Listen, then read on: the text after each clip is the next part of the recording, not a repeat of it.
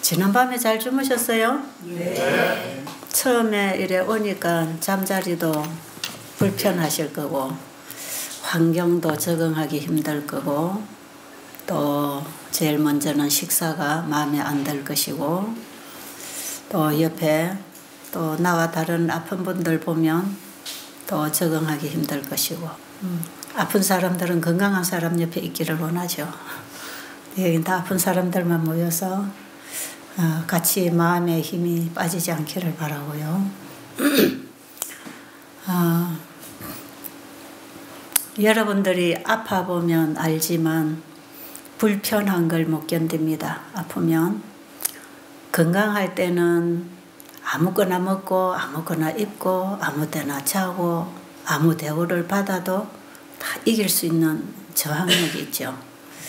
그래서 별 상관이 없지만 몸이 아프고 병들면 첫째는 마음이 약해지고 그 다음에 면역력이 떨어지고 몸에 힘이 빠지기 때문에 아무 사람에게나 적응이 잘 안 됩니다. 옆에 사람이 힘들게 하면 견디기 힘들고요.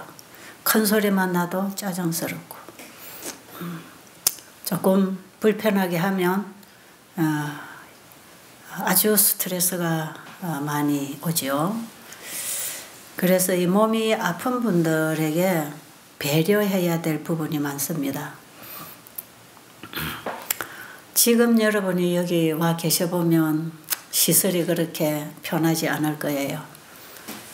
화장실도 두 방에 하나씩 있고 옆에 소리, 기침 소리, 코 고는 소리 다 들리고 모든 게 불편하실 거예요. 근데 10여 년 전만 해도 이 집을 지을 때에 상당히 좋은 시설이라고 지었습니다. 화장실도 여러 방에서 하나 쓸 수 있도록 또 이렇게 하는 방에 한 방에 그냥 침대저리 하나 둘씩 놓고 편안하게 지내는 게 아니라 한 방에 여러 명이 들어가서 잠을 방바닥에 이불 깔고 자야 되는 그런 상황에서 저 집을 짓게 될 때에 우리 환자 숙소를 짓게 될 때에 최고의 대우를 하고 싶어서 지은 것이에요. 작은 돈으로 어떻게 하면 최대한으로 깔끔하고 편안하게 지어줄 수 있을까. 그런 생각을 많이 하면서 저걸 지었어요.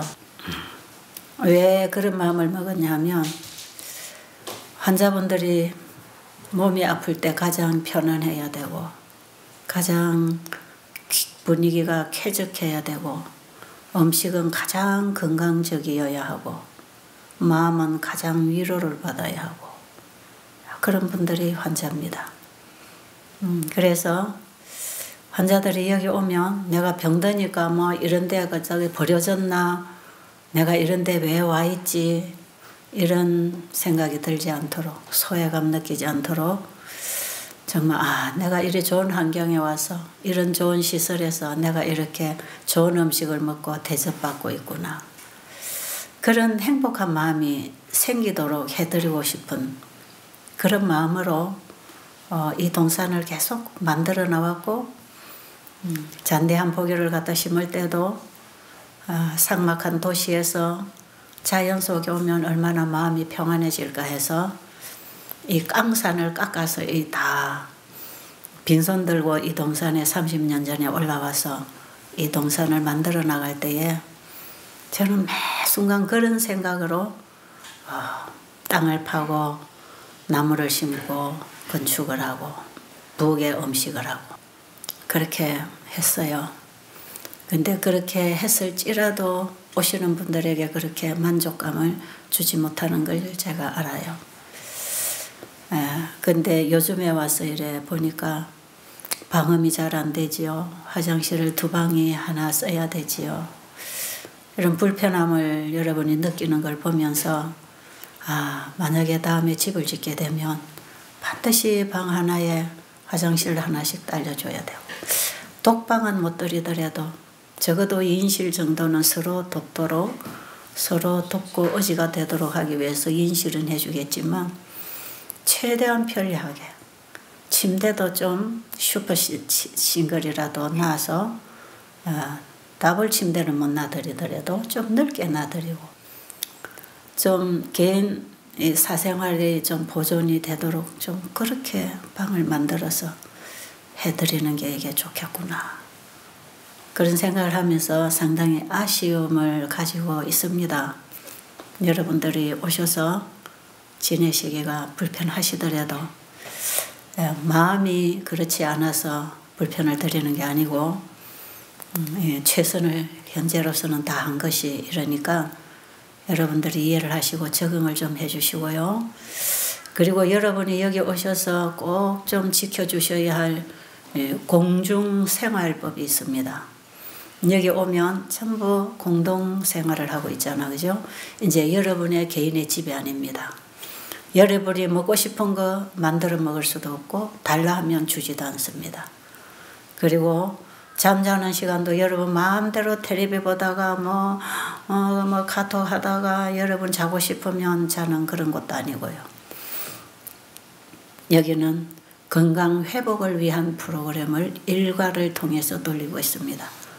특별하게 약을 주는 것도 아니고 만져주는 것도 아니고 어떤 인위적인 처방을 주지 않지만 여러분들이 여기 오셔서 생활하는 것 자체가 치료제가 되도록 우리 인체의 법칙에 따라서 하루 일과를 만들어가고 있고 또 여러분들이 믿고 순종할 수 있도록 계속 강의를 해드리고 있습니다. 그래서 일단 여러분들이 여기 오시면 여기는 내 집이 아니다 이거 생각하시고 이건 왜 이래? 이 사람은 왜 이래? 뭐 밥은 왜 이래? 뭐 그래? 이런 생각을 하시면 힘들어요. 계속 스트레스 옵니다. 그러니까 내가 이곳에 타의에 의해서 왔든지 자기 스스로 선택해서 왔든지 간에 일단 이 동산에 여러분이 입소하고 들어오시면 여기 일과 프로그램을 따라줘야 됩니다. 그래서 저녁에는 반드시 9시 이전에 불을 끄고 잠자리에 누워야 합니다. 어떤 일이 있어도 그렇게 해줘야 돼요. 왜?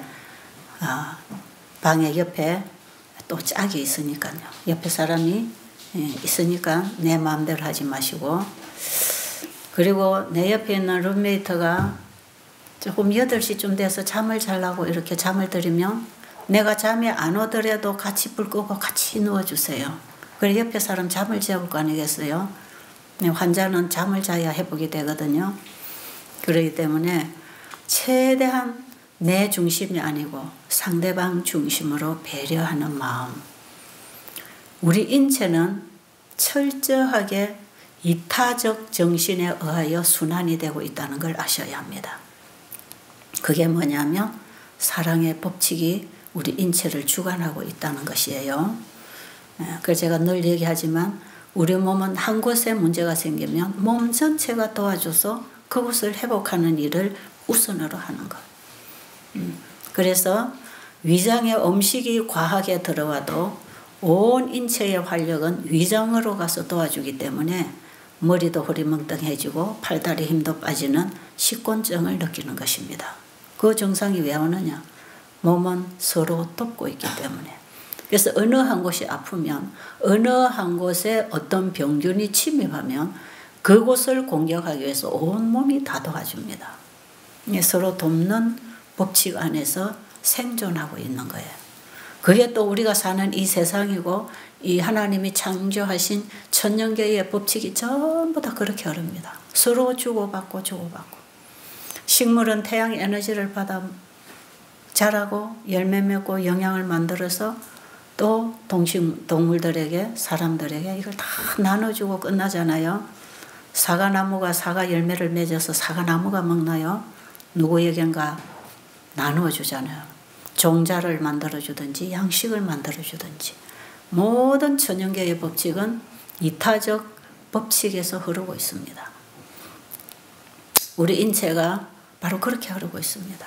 그렇기 때문에 우리의 마음이 자기 중심이 아니고 상대방 중심, 나아가서는 하나님 중심으로 우리의 마음이 포기되고 열려질 때 상대방에 대하여 사랑의 순환을 하게 될 때 우리의 변질된 유전자가 정상으로 돌아올 겁니다. 변질된 세포들이 정상세포로 바뀝니다. 우리 몸은 태어날 때 가지고 온 세포를 영원히 갖고 살다가 죽는 게 아니고 끊임없이 교차한다는 걸 아셔야 돼요. 순환하기 때문에 그렇습니다. 모든 건 순환합니다. 그래서 다시 생기고 죽고 생기고 죽고 파괴되고 재생하고 이 순환 속에서 우리 몸이 항상 건강을 유지하고 있는 것이에요. 그래서 태어날 때에 건강체질, 건강한 몸을 가지고 태어나서 지금까지 건강하다 할지라도 앞으로의 생활이 스트레스와 부절제와 과로와 이런 비건강적 생활을 살면 태어날 때 건강하게 태어났든지 지금까지 건강했든지 상관없이 몸은 병들게 돼 있어요. 왜? 우리가 사는 환경에서 받는 그 모든 것을 받고 우리 몸은 날마다 재생하고 있기 때문에 받아들이는 양식으로 받고 재생하고 죽고 순환을 하기 때문에 그렇습니다. 그래서 지금 여러분의 몸에 병이 있다 할지라도 암덩어리를 가지고 있다 할지라도 우리의 마음의 변화와 생활의 변화가 일어나면 우리 몸이 좋은 양식을 받아들이게 되면 좋은 피가 만들어지면 정상세포로 재생합니다. 그리고 병든 세포는 밀어냅니다. 왜? 그 자체가 면역력이고 회복이기 때문에 변질된 세포는 밀어내고 병든 몸은 회복해서 다시 건강한 몸으로 회복할 수 있는 것이에요. 왜 그러냐면 우리 몸은 끊임없이 순환을 하고 있기 때문에 그래서 그렇습니다.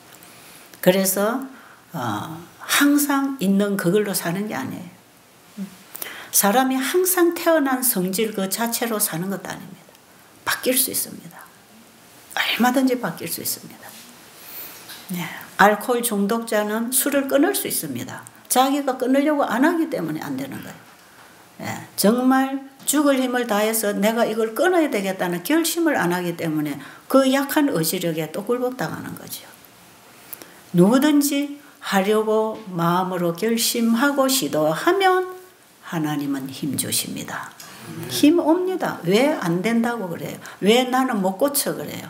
다 고쳐집니다. 얼마든지 변화받습니다. 여기 오신 분들이 대부분 변화를 받고 나가잖아요. 마음의 변화. 어떻게 그렇게 되는지 아세요? 여기 오셔서 전혀 새로운 세계에 들어온 것이에요. 먹는 거, 마시는 거, 자고 깨고 말하고 듣고 배우는 것이 새로운 거 아니겠어요? 그렇습니까? 자, 우리는 세상에서 배우던 학문을 여기 와서 배우고 산 게 아니에요. 하늘의 학문, 창조의 능력을 가지고 우리를 새로운 창조를 해 주시려고 말씀으로 우리에게 다가오시는 그 하나님을 말씀으로 마음에 받아들여서 마음이 변하고 우리의 입맛도 변하고 인생이 바뀌는 것이에요. 정말 여기 오셔서 바뀌지 않고 가는 분들은 여기 와서 하나도 제대로 안 한 사람들이고 여기 와서 제대로 배우고 실천하면 얼마든지 바뀌어서 새 사람으로 나갑니다.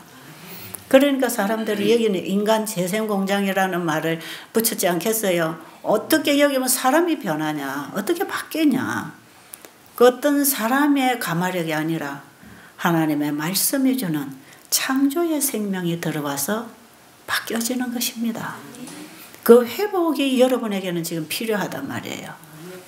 그 여기 와서 여러분 이미 마음을 열어야 됩니다. 제일 먼저 여러분들 이 환경에 마음을 열어야 하고 여러분 방에 들어가면 여러분 옆에 있는 그 룸메이트에게 마음 열어야 됩니다. 어디가 아프세요? 힘드시네요. 어떻게 도와드릴까요? 제가 어떻게 하면 편하겠습니까? 그런 마음으로 상대방에게 다가가야 돼요. 서로가 그렇게 돼야 돼요. 그래서 어떤 분이 밤에 잠을 못 자다가 저녁 되면 일찍 잠이 들려고 하는데 옆에 룸메이트는 자꾸 들쑥날쑥하고 불을 켜고 뭐 가방을 꺼내서 자크를 열었다 닫았다 뭐 비닐봉지를 끄집어냈다 뽀시락거렸다가 이러고 있으면 잠이 싹 들다가도 신경이 아주 날카로워집니다. 저도 그런 거 다 당해봐서 알아요. 어디 가서 같이 잠을 자려고 피곤해서 잠이 싹 들면 뽀시락거려요. 파탁 일어나죠. 그럼 잠 안 듭니다. 그 이후로. 그리고 얼마나 스트레스 받겠어요. 여러분 절대로 옆에 사람 잠자는데 방해되지 않게. 그리고 잠이 안 와도 같이 누워주고 그 다음에 같이 그 시간에 누워주면 자기 몸도 회복합니다. 서로 도울 때 내가 사는 거거든요.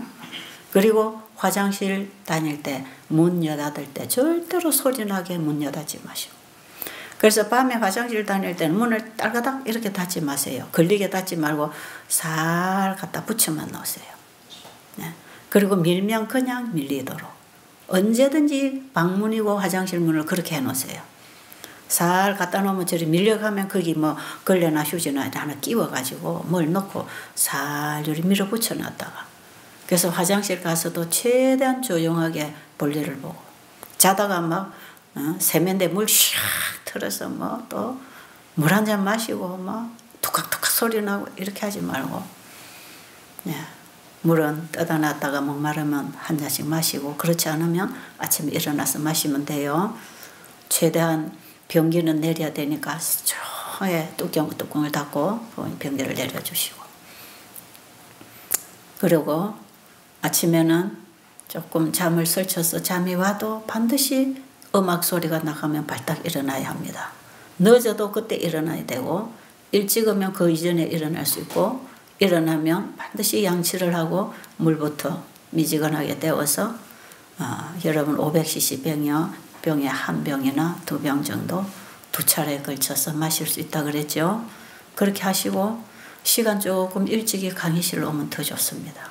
이 강의 딱 시작하는데 문 열고 들어오지 마시고 미리 와서 앉아서 찬양하고 묵상하고 마음 준비하시고 그래서 마음의 양식을 받고 마음의 순환을 하시고 그 다음에 식당에 가서 육신의 양식을 먹으면 그 음식이 참 맛있고 소화가 잘 됩니다. 꼭꼭 씹어서 그렇게 잡수시고 그리고 음식은 절대로 배부르게 드시지 마시고 허기 면할 만큼만 잡수셔서 소식을 하세요. 그리고 3시간 이후에 물을 꼭 또 한 병 정도 한두 병 마셔주시고 그리고 다음 식사 시간 되기 전까지 30분 전까지 물 끝내주시고 밥 먹을 때는 절대로 물 마시지 말고 식사를 하고 나면 밥을 먹은 둥 만 둥 그냥 기분이 좋고 속이 편안하게 그 정도만 잡수시고 다음 끼니에는 배가 고프지 않으면 식사를 안 해야 되니까 다음 끼에 배가 고프도록 식사를 소식으로 해주시고 그리고 중간에 간식은 일체 없습니다. 일체 아무리 좋은 것도 중간에 간식을 하지 말고 여러분이 보조식품을 드시고 싶으면 저하고 상담을 해서 어느 시간에 어떻게 먹어야 되는지 가르쳐 드릴 거예요. 먹어야 될지 말아야 될지. 그렇게 해서 여러분이 하루 일과 식생활 잠자고 깨고 활동하는 거 지켜주시면 좋고요. 그리고 아침 식사하고 난 다음에는 여러분 방문을 다 열고 대청소를 한번 하고 환기를 시키고 문 꼭꼭 닫아놓고 그 다음에 여러분 산책을 올라가세요. 다른 사람 청소하는데 내버려 두고 나는 올라가지 마시고 아침 먹고 설거지하고 나면 반드시 숙소에 가서 데크 문 열고 방문 열고 거실에 문 열고 전부 다 문을 전체를 열어서 환기를 한번 다 시켜주세요.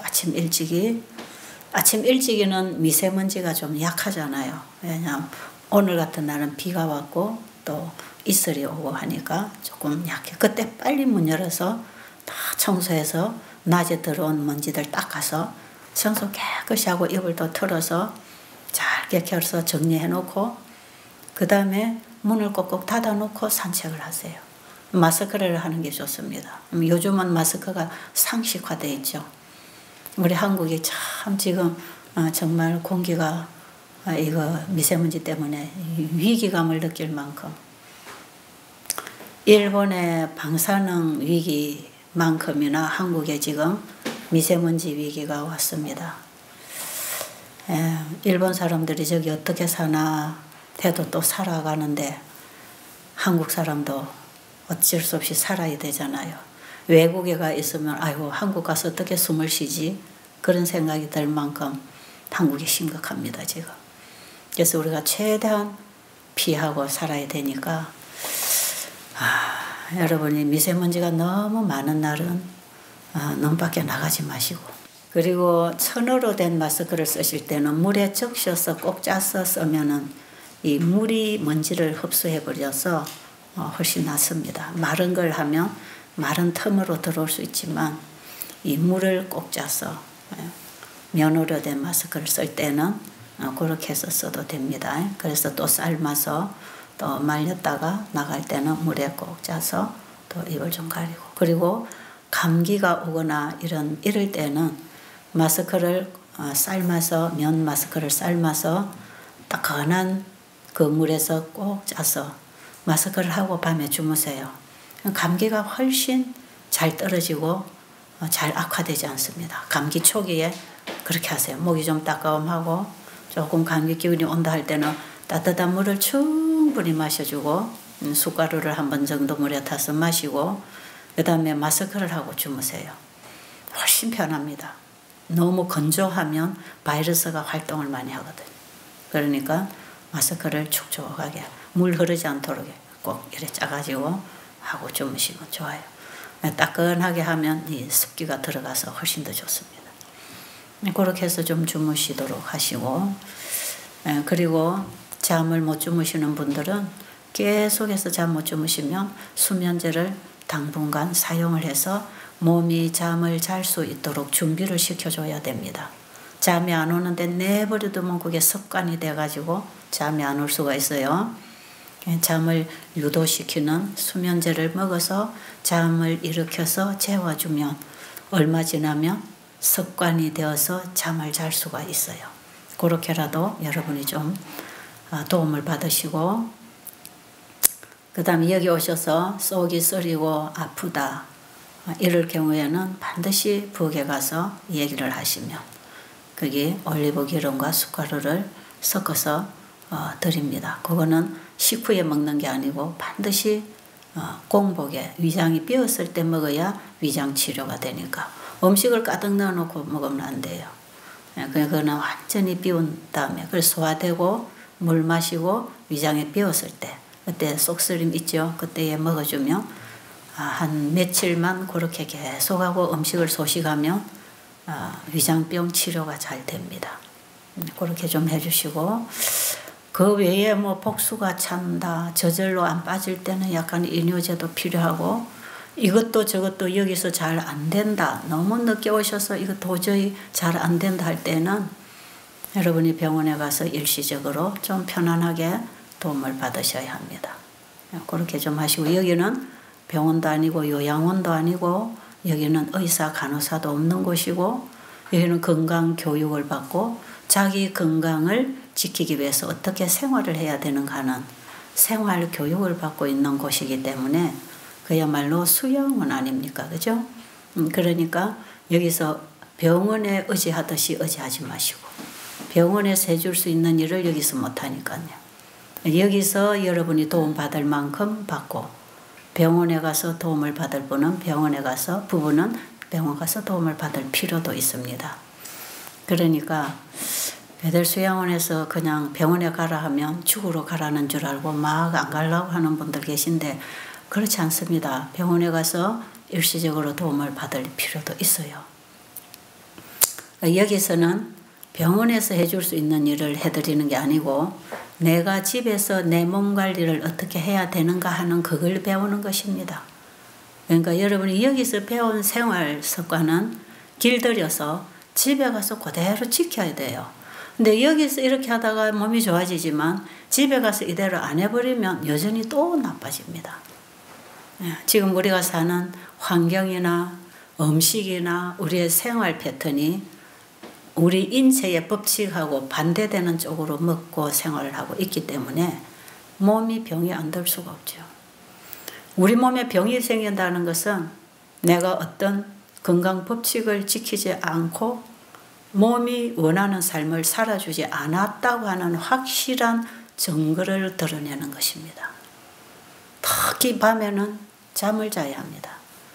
그래서 이 치료가 잘 안 되는 중증 환자들이 주로 보면 밤에 잠을 안 자는 직업을 가졌든지 밤에 잠을 거의 안 잔다든지 자기 전에 11시, 12시에 음식을 먹고 잔다든지 이런 생활 습관을 가진 사람들은 대부분 병이 오게 됐어. 그런데 요즘에 젊은이들이 일찍 잠자지 않죠.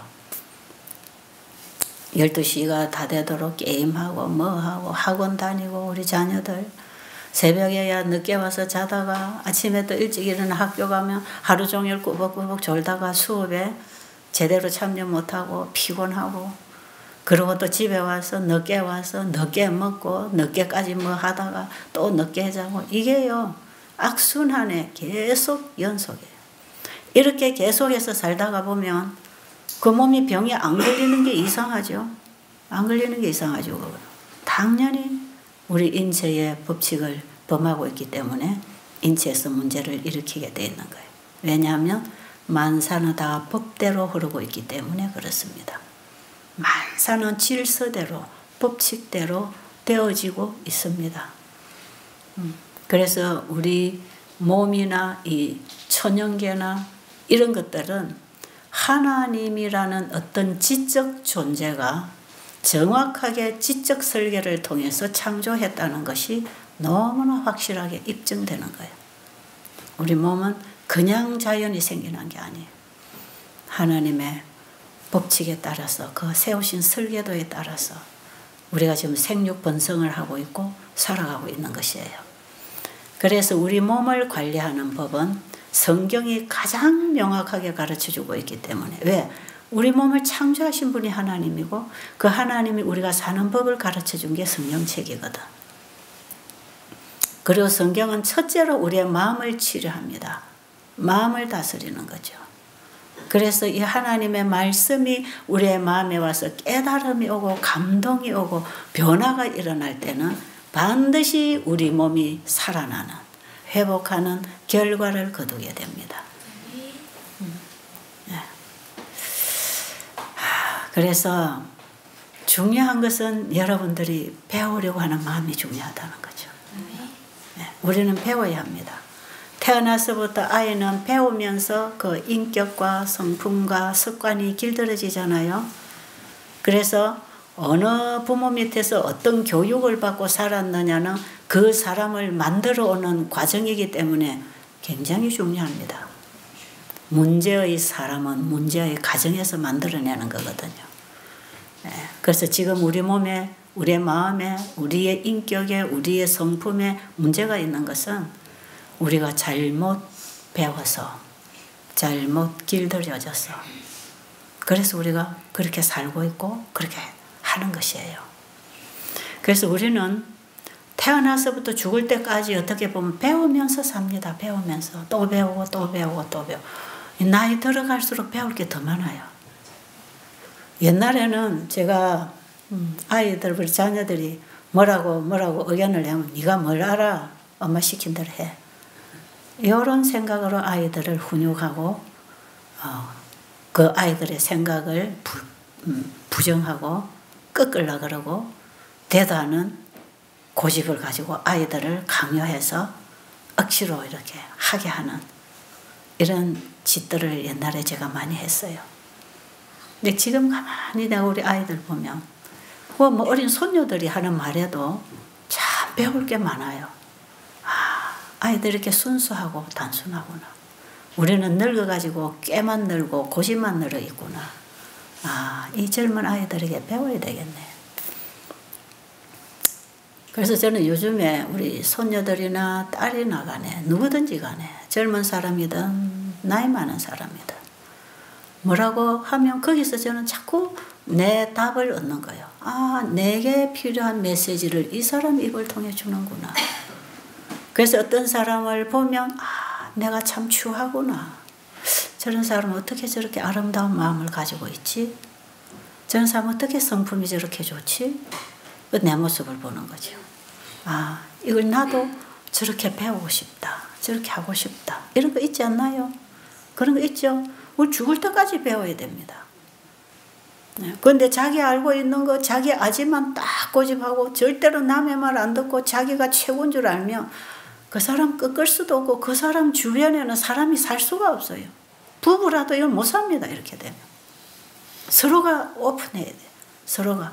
아내는 남편의 말에 남편은 아내의 말에 그게 왜 저런 말을 하지? 왜 저런 행동을 하지? 왜 저런 생각을 했지? 아, 이 사람의 생각은 이런 거구나. 아, 그렇구나. 그래서 우리가 이해를 할 수 있어야 되지. 이해를. 저는 제가 저 사람은 왜 저럴까? 나하고 다를 때 다르다고 인정 안 하고 저 사람 틀렸어. 정죄하는 마음. 나는 옳고 너는 틀렸어. 이런 정신이 나하고 다른 사람을 대할 때 나를 지배적으로 내 판단력을 주관하더라 이 말이에요. 그런데 가만히 성경을 배우고 이제 상대방에 대해서 열린 마음으로 접근해 볼 때 이 사람은 태어날 때 이런 성격을 가지고 왔고 이 사람의 생각과 가슴의 그릇의 크기는 이 정도고 아, 이 사람의 한계구나. 이 사람이 담을 수 있는 그릇이 이 정도구나. 그렇다면 더 이상 거기다가 강요하면 안 되겠구나. 요구할 수도 없겠구나. 예. 왜? 사람은 다 다르니까. 다 다르니까 그걸 하나씩 하나씩 배워가면서 이제 이해를 하게 되는 거죠. 옛날에는 쟤는 틀렸어. 이런 생각이 지금은 아, 저 사람하고 내 생각하고는 다르구나. 근데 저 사람이 나하고 다르기 때문에 틀린 게 아니고 그럴 수도 있다 이 말이죠. 그러니까 그럴 수도 있겠구나. 그렇게 되면 스트레스가 안 돼요. 너 그럴 수 있어? 이렇게 되면 화가 먼저 나오지. 근데 아, 네 입장에서는 그럴 수도 있겠구나. 그러면 화가 안 나는 거죠. 그래서 참기보다는 이해하라 그러죠. 참기보다는 이해하라. 상대를 이해하라. 어떻게 보면 이해가 사랑입니다. 이해가 사랑. 그런데 이해를 안 하면서 억지로 참는다. 보자. 내가 또 참았다. 또 2번 참았어. 3번 참았어. 나중에는 참다 못 참겠네 하고 터지면 참은 거 다 터져 나오죠. 더 무섭습니다. 말 안 하고 꼭 있던 사람은 분명히 일 저지릅니다. 착한 아내, 착한 며느리 말 안 하고 꼬분꼬분 예하고 꼭 참고 있다가 보면 나중에 암이 툭 터지든지 이혼을 하든지 더 이상은 당신하고 못 살아. 엉뚱하게 와서 탁 뒤통수 치는 거죠. 아, 이렇게 착한 아내가, 이렇게 착한 며느리가 어떻게 저런 결정을 할 수 있었지? 이렇게 착한 며느리가 어떻게 이렇게 병이 생겼지? 암이 생겼지? 제가 정말 잊을 수 없는 한 분 환자분, 너무 불쌍한 여인 얘기가 늘 제 가슴에 있어요. 그 여인의 얘기를 하자면 이 사람은 폐암 말기 환자예요. 방사선 항암제를 병원에서 할 대로 다 했습니다. 몸은 가죽만 남아있고 머리는 없고 수건 모자를 하나 쓰고 왔을 때 자기 남편하고 시어머니하고 뭐 시누이하고 이 머시매들 이제 초등학교 1학년 2학년짜리 천진난만한 아들 둘하고 한 차 타고 가족들이 여기를 왔어요. 그리고 그 환자를 여기 맡기고 갈 때에 그 시어머니가 그래요. 우리 며느리같이 착한 며느리는 세상에서 볼 수 없다. 시부모님이 말을 해도 아무리 시키고 꾸지람 해도 대꾸 하나 안 하고 자기 남편이 어떻게 해도 바가지 하나 안 끌고 그냥 하라는 대로 하고 애들 낳아서 키우고 그냥 착한 며느리, 이렇게 착한 며느리가 어떻게 이런 지독한 병에 걸렸을까요? 제발 우리 며느리 좀 고쳐주세요. 병 좀 고쳐주세요. 제가 병을 고치는 사람이면 오직 좋겠습니까? 그런데 그 놔놓고 가족이 이제 다 갔습니다. 그리고 여인이 여기서 하루하루 살아가는데 사람이 깨나기 시작하고 또 깨나기 시작하고 마음의 평안을 찾기 시작하고 네. 그때는 3주 코스로 프로그램을 하고 또 1주 쉬고 또 3주 하고 이렇게 프로그램을 돌렸는데 이번에 한 텀을 하고 집에 갔다가 또 왔어요. 2텀을 했어요. 그게 6주를 했지 않겠습니까? 근데요, 참 참 많이 좋아져요. 처음에는 이게 통증이 와서 어깨가 목에로 올라가 이러고 다녔어. 제대로 그것도 못하고 아프고 이 폐암이 뼈로 가가지고 아프고 잠도 못 자고 이러던 사람이 하루하루 살아나는 거예요. 사람이 볼 때는 살아날 수 있는 사람이 아니에요. 제가 경험으로 볼 때에 혹 그런 경우가 있지만 이게 사람으로 볼 때는 병원에 가면 벌써 곧 한두 달 선고 내릴 수 있는 그런 환자였어요. 그런데 이 환자가 두통을 하고 났는데 사람이 생생해져요. 예, 통증이 사라지더니 살이 오르더니 그냥 이 길에도 평지에도 숨이 차서 다니기 힘들고 기침하던 사람이 그게 없어지고 산에도 돌아다니고. 근데 이제 하루는 저한테 와서 그래요. 집에 갈 날이 가까운 것입니다. 가까워지니까 하루는 제가 잔디밭에서 잡초를 뽑고 있는데 환자들이 나와서 다 잡초를 뽑는데 이 여인이 제 옆에 와서 딱 앉아서 잡초를 같이 뽑으면서 이런 말을 해요. 원장님, 저녁 집에 가기 싫어요. 왜? 그랬더니 난 집에 가면 죽어요. 또 죽어요. 왜 그러냐? 그랬더니 이 사람 하는 얘기가 자기가 시집을 왔는데 시골에서 장남, 장손, 며느리가 됐어요. 근데 아들은 그 동네에서 참 효자로 소문난 아들이고 공부를 잘해서 공직에 있는 아들이고 그 다음에 부모님은 농사를 많이 해서 가수원도 하고 이러는 집안에 시골에서 좀 단단하게 사는 집안에. 근데 시집을 오니까 처음에 시어머니 시아버지가 딱 불러놓고 하시는 얘기가 우리 집안은 대대로 화목한 가정이고 또 아들은 이렇게 효심이 있고 우리 집안은 이런 가문이다. 네가 와서 잘 해주기를 바란다. 그런 얘기를 어르신들이 그 가정의 어떤 법도를 가르치지 않았겠어요? 그 얘기를 듣고 있는데 내가 정말 좋은 가정에 시집을 왔네. 내가 잘못하면 이 집안에 불화가 일어나겠구나. 그런 생각을 했죠. 착한 며느리가. 그리고 이 여인이 결혼하기 전에 교회를 다녔는데 그 시집에 오니까 교회를 못 가게 하니까 교회도 안 가고 그냥 시부모님께 순종하고 그 대갓집 며느리로 시집살이를 하고 살았어요.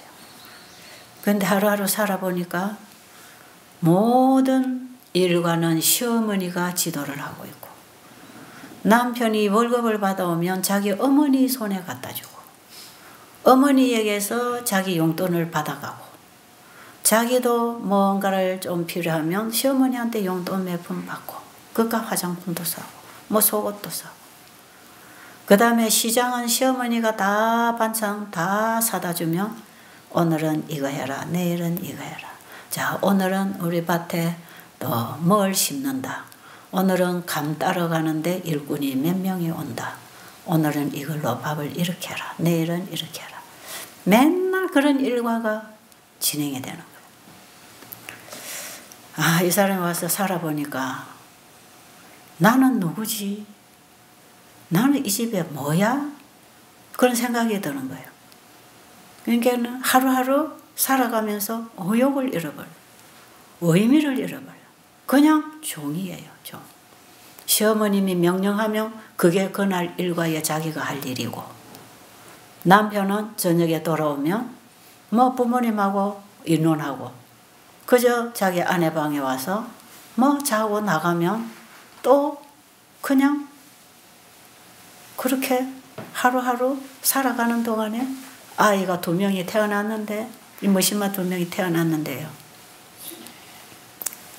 아이를 좀 뭔가 장난감도 사주고 싶고 좋은 옷도 사주고 싶고 좀 애들 좋아하는 것도 사주고 싶은데 그걸 전부 할머니가 사다 주는 거예요.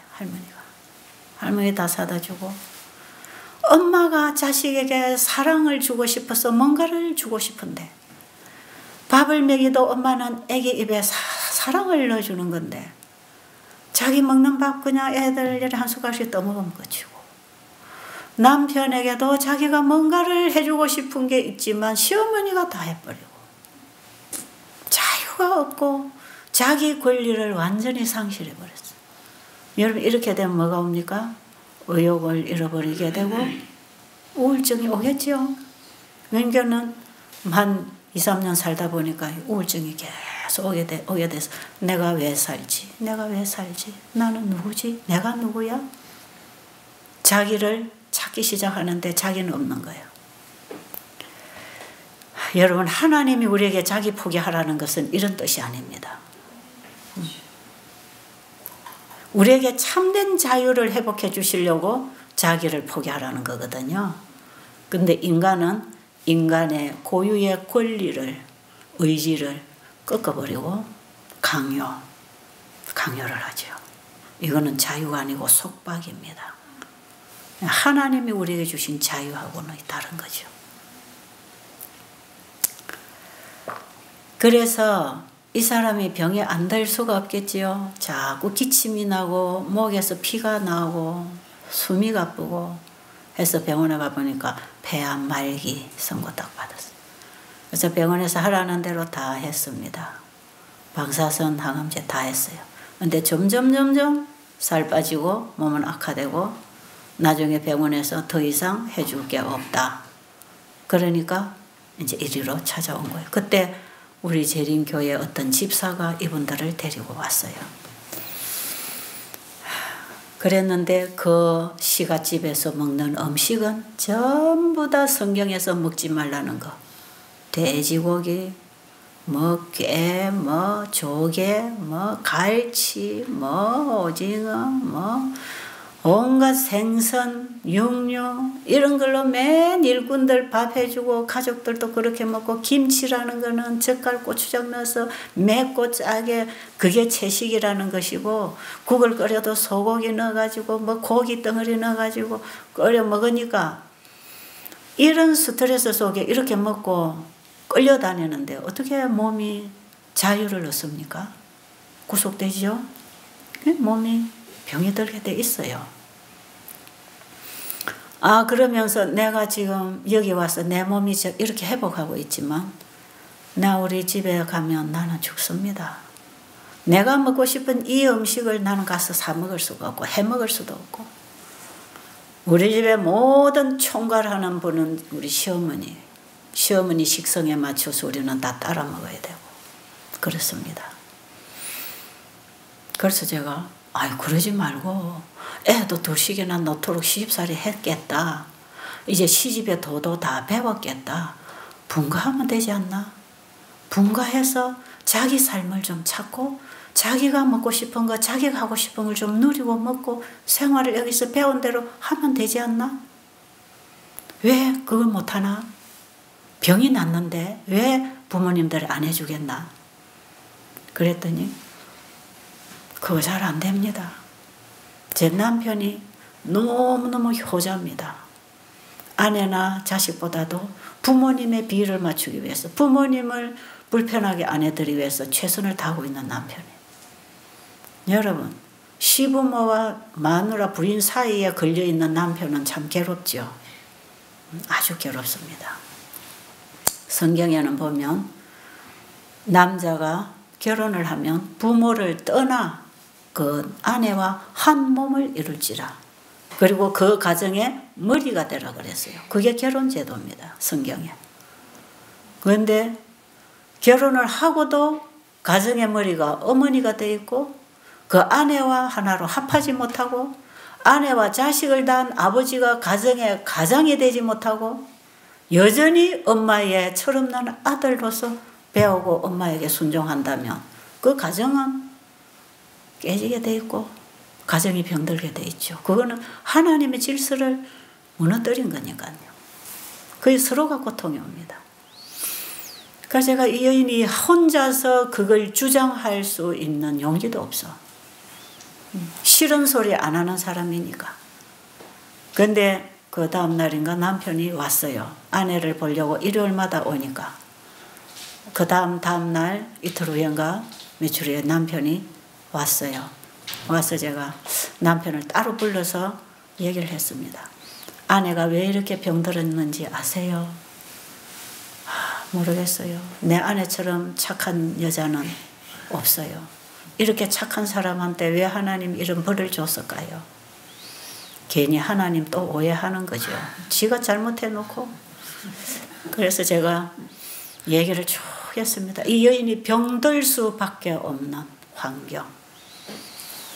이 여인이 자기의 권리를 다 상실해버린 그 좌절감. 희망이 없잖아요. 이대로 평생 살아야 된다는 거 희망 없잖아요.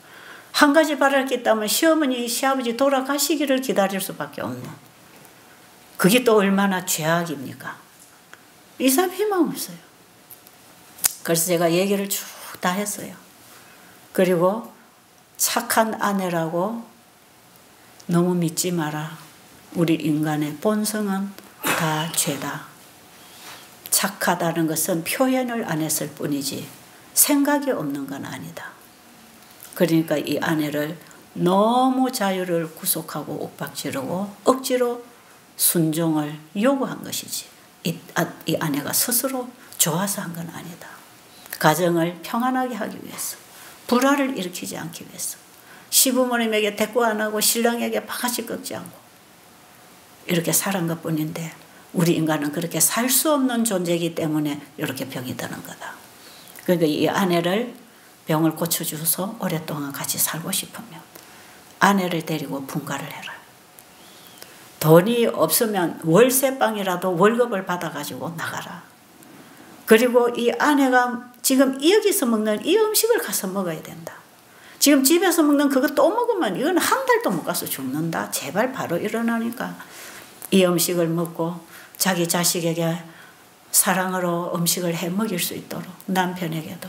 그래서 오붓한 가정을 이루고 가족의 사랑으로 이 아내가 참 행복을 느끼도록 분가를 시켜줘라.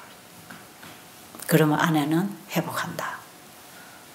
그랬더니 이 남자가 가만 듣고 있더니 딱 한마디. 그거는 좀 어렵습니다. 그래서 왜요? 그럼 우리 어머니가 질게 돌아가신대. 우리 어머니가 그럼 돌아가십니다.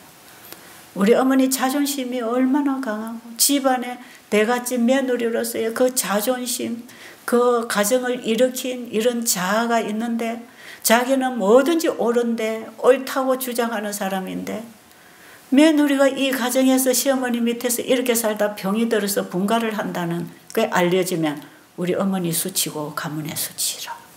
우리 엄마가 못 견딥니다. 우리 어머니가 먼저 돌아가실 거라고. 그래서 제가 그랬어요.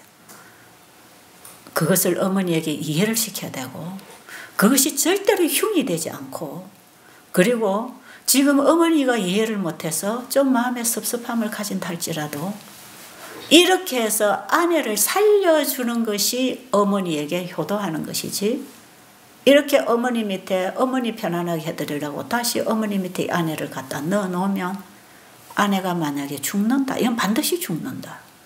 그럼 그 엄마도 없는 망나니 손주를 그 어머니가 다 키워야 돼. 그리고 마누라도 없는 호렙이 아들을 보고 살아야 돼. 이런 시어머니 밑에 이런 망나니 아들 둘 보고 누가 시집을 오겠느냐. 그러니까 지금 이 아내를 보호하고 아내를 살려주는 게 어머니에게 나중을 볼 때 효도하는 거다. 그게 어머니를 위하는 거니까 그렇게 하라고. 그랬더니 생각해 보겠습니다. 그리고 갔어요. 그러고 이제 그 다음 주에 남편이 데리러 오면 그때로 마치는 거예요. 이제 가야 돼요. 그런데 그 다음에 남편이 왔어요. 아내가 갈 곳을 준비했나요? 하니까 못했대. 그냥 데리고 집에 가는 거예요. 나 그 남자가 너무너무 괘씸했어요. 어떻게 이런 남편으로서의 자격도 갖추지 못한 남자가 허우대는 물정해가지고 한 여인을 이렇게 인생을 망가뜨리고 결국은 병 걸려 죽도록 이렇게 방치해 둘 수가 있나. 그냥 집으로 간다는 소리를 듣고 나니까 제가 뭐 의문이 생겨요. 그냥 한 대 가서 확 쥐어박아주고 싶은 생각. 참 괘씸해요. 정말 내 자식도 아니고 나하고 상관없지만 너무너무 진짜 의문이 생기더라고. 그래 뭐 어쩔 수 없죠. 내 일이 아니니까. 그랬는데 그 뒤에 한 1년쯤 후에 제가 그 지역에 어느 교회 초청을 받아서 그 건강 세미나를 갔습니다. 가서 제가 건강 강의를 하다가 이 가정을 우리가 어떻게 지켜야 되는가, 결혼을 한 남자는 자기 아내를 어떻게 보호하고 지키고 도와야 되고 가족을 어떻게 책임져야 되는지, 시부모님들은 자식을 장가 보내면 어떻게 자식을 낳아줘야 되는지, 딸만 시집 보내서 낳아주는 게 아니라 둘이 결혼하면 양쪽 가정에서 다 낳아줘야 됩니다. 왜? 자신들의 인생을 이제는 설계하고 살아야 되니까. 제가 어떤 그런 강의를 하면서 이분 얘기를 했어요. 거기서 이분 얘기를 했더니 맨 앞에 앉아있던 어떤 여집사가, 예, 원장님 그때요 제가 그분들 모시고 거기 갔습니다. 그래. 아니, 그 동네에서 온 거야, 이 환자가. 그래서 그 여자가 와서 어떻게 됐나요? 물었더니 와서 뭐 석 달 만에 죽었다나? 죽었대요. 죽었는데 지금 요즘에 엊그저께 그 남자가 처녀한테 장가 갔습니다. 그래서 제가 그랬어요. 그 처녀 또 하나 죽인다. 그 처녀가 자기 주장을 말할 수 있고 자기를 표현할 수 있을 만큼 주장이 있다면 반드시 남편 데리고 나갈 거다. 그 가정에 못 산다. 그럴지라도 그 아이들 키우고 살기는 쉽지 않다. 또 아이를 낳아도 골치 아프고 안 낳아도 처녀가 남의 자식 키우는 건 쉽지 않다. 분명히 그 세상과 간 여인 인생 또 하나 망가지고 있다. 제가 그렇게 했어요. 그 뒤에 어떻게 된지 모르겠어요. 여러분, 우리는요 정말 상대를 배려할 수 있고 나를 위해서가 아니라 상대를 위해서 살아줄 때 내가 행복합니다. 네, 그래야 가정이 평화합니다. 내 고집 내 식대로 남편이기 때문에 권위를 주장하고 내 고집을 꺾지 않는다면 그 여인은 그 가정에 못 삽니다. 서로 돕는 관계로 하나님이 주셨는데 상대를 해치고 있는데 어떻게 같이 삽니까? 살 수 있는 인간은 없어요. 만약에 거기 살았다면 이걸 나중에 병들어 죽음으로 끝나는 것이고 더 길게 살려면 헤어져야 되는 거고 살 길이 없어요.